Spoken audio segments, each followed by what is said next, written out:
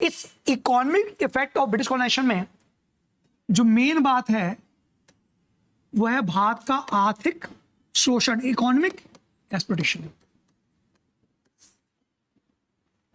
और ये फेज में किया गया। फर्स्ट फेज जब बंगाल जीता गया, वहां से लेके 1813 तक, 1813 तक period of mercantilism, period of mercantilism बोलते हैं इसको। इस दौर में हुआ क्या, शोषण कैसे हुआ? आप देखोगे शुरुआत में जब कंपनी भारत आई तो कंपनी एक ट्रेड एंटिटी के रूप में काम करती थी। ट्रेड एंटिटी क्या? वो इंडिया से ब्रिटेन गुड्स ले आती थी और ब्रिटेन से जो बहुमूल्य धातु हुआ करते थे वो इंडिया लेके आती थी, वैल्यूएबल जो मेटल्स होते थे वो इंडिया लेके आती थी। इस तरह जो डेन ऑफ वेल्थ था वो इंडिया के फेवर में था। बट ग्रेजुअली जैसे कंपनी एक पॉलिटिकल एंटिटी बनी, उसने इस पूरे ट्रेड को शिफ्ट कर दिया, चेंज कर दिया। कंपनी 57 के विद्रोह के बाद बंगाल में एक पॉलिटिकल पावर के रूप में निकल के आती है। After battle of Buxar company और बड़ी एक पॉलिटिकल एंटिटी के रूप में कन्वर्ट हो जाएगी। कंपनी को बंगाल, बिहार, उड़ीसा से दीवानी राइट्स मिल जाएंगे। अब कंपनी का जो पहले प्रॉब्लम था कि वो इंडिया में पहले वो पैसे लेके आते थे या वैल्यूएबल गुड्स लेके आते थे, बदले में बाहर से वो फिनिश गुड ले आते थे, वो चीज़ खत्म हो गई। अब वो क्या कर रहे हैं कि इंडिया में ही रेवेन्यू कलेक्ट कर रहे हैं। इस रेवेन्यू से वो इंडिया के गुड्स को परचेस कर रहे हैं और इस गुड्स को वो ब्रिटेन में बेच रहे हैं। तो डेन ऑफ वेल्थ है वो बिल्कुल अपोजिट हो जाएगा, रिवर्स हो जाएगा। और इस गुड्स के बदले में भारत को कुछ नहीं मिल रहा, क्योंकि कंपनी एक पॉलिटिकल एंटिटी है तो वो अपनी पॉलिटिकल पावर यूज कर रही है रेवेन्यू कलेक्शन रूप में। उस पैसे से बाहर से डेन ऑफ वेल्थ इंग्लैंड तरफ हो रहा है। ये प्रोसेस 1813 तक आते आते इसमें बदलाव आना शुरू होगा, क्योंकि ये जो पैसा सरप्लस पहुंचा इंग्लैंड, इससे वहां पे क्या होगा, वहां पे हो जाएगा इंडस्ट्रियल रेवोल्यूशन। बहुत सारे फैक्टर्स थे, उसमें एक फैक्टर था कैपिटल। ठीक, जो कैपिटल कंपनी ने फर्स्ट फेज में इंडिया से क्या किया, ड्रेन किया टुवर्ड्स इंग्लैंड। अब क्या हुआ, जब वहां इंडस्ट्रियल रेवोल्यूशन हो गया तो अब उनको फिनिश्ड गुड्स की जरूरत नहीं थी। ठीक, बट उनके इंडस्ट्रीज के लिए उनको रॉ मटेरियल जरूरत थी। इधर ब्रिटेन में कई कंपनियां ऐसी थी जो कंपनी को जो मोनोपोली मिली थी EIC को, उसके खिलाफ थी। वो चाहती थी ट्रेड करने की परमिशन हमको मिले। 1813 के एक्ट के बाद कंपनी की जो ट्रेड मोनोपोली थी वो डायल्यूट कर दी गई, बाकी कंपनीज को भी ट्रेड और कॉमर्स करने की परमिशन दी गई। ठीक, यहां से अब इस प्रकार की पॉलिसीज लाई गई कि भारत का जो रॉ मटेरियल है वो इंग्लैंड पहुंचे और भारत में अधिक से अधिक कमर्शियल क्रॉप हो। कमर्शियल क्रॉप मतलब ऐसी क्रॉप जिसको वो यूज करेंगे प्रोडक्शन के लिए, सच एज कॉटन। इस फेज में ऐसी पॉलिसीज लाई गई जिससे अधिक से अधिक भारत में डी इंडस्ट्रियलाइजेशन हो, क्योंकि इंडस्ट्रियलाइजेशन हम कर रहे हैं, आप क्या करोगे, आप तो रॉ मटेरियल लगाओ। और भारत में अधिक से अधिक कमर्शियल क्रॉप का प्रोडक्शन को प्रमोट किया गया। इसी दौर में इस प्रकार की पॉलिसीज लाई गई कि ब्रिटेन के बने हुए गुड्स को इजीली भारत के अंदर एंटर करवाया जाए।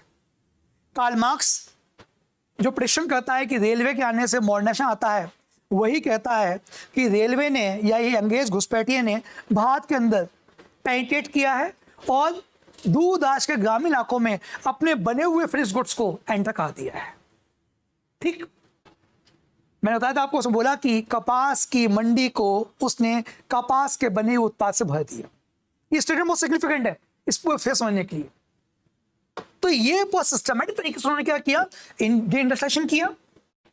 पहले उन्होंने भारत में रॉ मटेरियल प्रमोट किया, और पहले उन्होंने अपने ट्रांसपोर्ट मोड कम्युनिकेशन को अधिक से अधिक फैलाने की कोशिश करी ताकि वो अपने गुड्स को भारत में दूर दराज के लिए पहुंचाए। ये जो सेकंड फेज था ये खत्म होगा आके यहां पे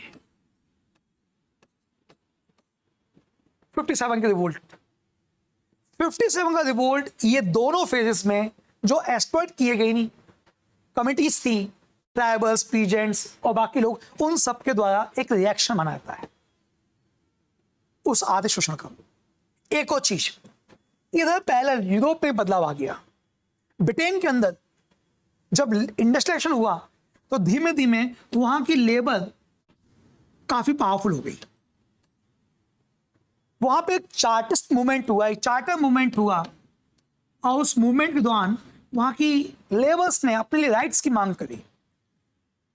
ब्रिटेन के लोगों को, जो बड़े कैपिटलिस्ट थे, उनको डर लगा कि ऐसा है कि हमने और पैसा इन्वेस्ट किया, इट मे बी पॉसिबल है कि लेबर्स और ज्यादा निगोशिएट करने लगे और कल को लेबर बहुत पावरफुल बन जाए। ये चार्टिस्ट आंदोलन था, इसके बाद इनको लगा कि कोई सेफ हेवन होना चाहिए, जो हमने कैपिटल अर्न करी है इन दोनों फेज से उसको इन्वेस्ट करें। बेटर कौन होगा? Colony in the interest of mother state Bharat. और यही हुआ, भारत में उन्होंने अब अपने सरप्लस कैपिटल को इंडिया के जो फाइनेंस सिस्टम थे उन्हें कंट्रोल करने में यूज करना शुरू किया, और ये थे बैंक, जहां पे उन्होंने कैपिटल लगाया। ये थे आपके उस जमाने के फाइनेंशियल फर्म्स, ये फाइनेंशियल जो इंडस्ट्रीज उनमें लाया, मैनेज इंडस्ट्रीज। और ये जो पैसा यहां पे इन्होंने यूज किया कैपिटल कंट्रोल के, इसको बोलते हैं फाइनेंशियल इंपीरियलिज्म। अब वो फाइनेंशियल रूप से इंपीरियलाइज कर रहे हैं, हमारे इंस्टीट्यूशंस को कंट्रोल कर रहे हैं अपनी सरप्लस कैपिटल से, ठीक। और इस पे कैपिटल को जो यहां दे रहे हैं, वो इस पे दुनिया का सबसे ऊंचा इंटरेस्ट वो हमसे ले रहे हैं, ठीक। इस प्रकार से जो एक देश शुरुआत में प्राचीन काल से ही अपने ट्रेड एंड कॉमर्स और अपने एक्सपोर्ट के लिए डिपेंड जनाता था, हम इतिहास में किसी भी दौर में देखें हमारी बनी वस्तुओं की मांग सदैव हमेशा रही, उस मांग को इनने खत्म कर दिया। इस फेज में अपनी जो एक्सप्लॉइटेड शोषणकारी जो रेवेन्यू पॉलिसीज थी, रैयतवाड़ी, परमानेंट सेटलमेंट, आपका महालवाड़ी, उससे हमें शोषित किया। इस फेज में उन्होंने deindustrialisation, raw material, cash crops, ठीक। कहते हैं कि भारत में अकाल पहले ही पड़ते थे, लेकिन इन फेज में अकाल इसलिए पड़े क्योंकि उन्होंने जानबूझ के हमें क्रैश क्रॉप को पैदा करने के लिए मजबूर किया। आर्टिफिशियल फेमाइन इस काल की नेचर में मिलता है। और लास्ट में फाइनेंशियल इंपीरियलिज्म। यही वो तीन फेज हैं जिस तरह से उन्होंने सिस्टमेटिक तरीके से भारत का आत्मशोषण किया। आगे जाके इस पूरे एनालिसिस को भारत के जो कई इकोनॉमिस्ट हैं, आपके दादा भाई नौरोजी हो गए, बाकी लोग गए, उन्होंने इसको एक्सप्लेन किया अपनी डेन ऑफ वेल्थ की थ्योरी आदि के आधार पर। ये जब एक्सप्लेन हुआ और जब भारतीय लोगों को समझ में आया कि किस प्रकार से हमारा आर्थिक शोषण हुआ है, आप देखेंगे धीमे धीमे आगे चल के 1885 के बाद भारत में इंडियन नेशनल मूवमेंट की शुरुआत होती है, ठीक। इस इकोनॉमिक एनालिसिस से, इकोनॉमिक सर्वे से ब्रिटिशर्स का जो फेस था वो एक्सप्लॉइट हुआ। वो कहते थे कि व्हाइट मैन बर्डन, हम सफेद लोग, काले लोगों के भले के लिए आए हैं, लेकिन इन शोषण ने इस बात को एक्सप्लेन किया कि व्हाइट मैन बर्डन नहीं है, ये लोग ब्लैक लोगों को एक्सप्लॉइट कर रहे हैं, ठीक है ना। वो कहते थे कि हमारे आने से मॉडर्नाइजेशन हुआ। एनालिसिस समझ में आया कि मॉडर्नाइजेशन नहीं हुआ है, यहाँ पे अपने इंडस्ट्री को सपोर्ट करने के लिए उन्होंने हमारे यहाँ रेलवे को प्रमोट किया, ठीक, क्लियर। और जैसे जैसे ये एक्सपोजर बढ़ता गया, भारतीय लोगों के मन में ब्रिटिशर्स के प्रति जो समझ थी वो टूटती चली गई।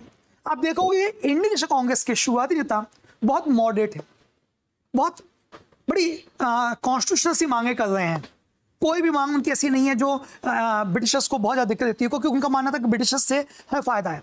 लेकिन एज टाइम पासिस, जैसे जैसे उनका आर्थिक शोषण एक्सपर्ट हुआ, भारतीय जनमानस उनके विरुद्ध हो गई।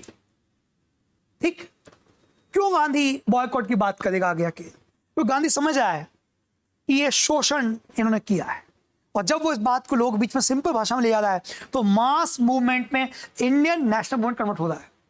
और जब कोई मूवमेंट मास मूवमेंट कन्वर्ट होता है तो फिर उसके आगे आपको झुकना पड़ता है। 1885 में जो मूवमेंट स्टार्ट हुआ था वो मास मूवमेंट नहीं था, लेकिन जो मूवमेंट 1920 में गांधी शुरू करेंगे, 1930 में गांधी शुरू करेंगे, 1940 में गांधी शुरू करेंगे, वो बड़े मास मूवमेंट होंगे। ठीक, और ये मास क्यों आया गांधी साथ? क्योंकि जो मूवमेंट था उसमें लोगों को समझ में आया था कि ब्रिटिशर्स की जो इकोनॉमिक पॉलिसीज हैं उनका एक्चुअल रियल फेस क्या है।